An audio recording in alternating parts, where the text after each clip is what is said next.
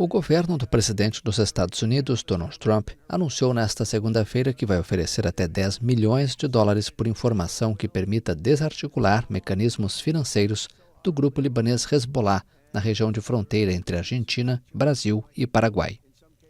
Esse valor equivale a 56,5 milhões de reais. Os Estados Unidos designaram o Hezbollah como organização terrorista estrangeira em 1997. Washington assegura que o movimento, debilitado por uma ofensiva israelense no ano passado, recebe armas, treinamento e financiamento do Irã.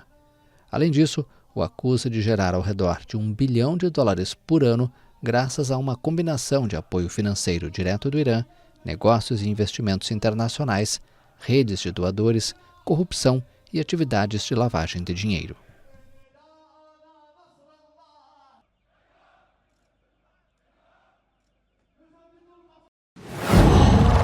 Qual?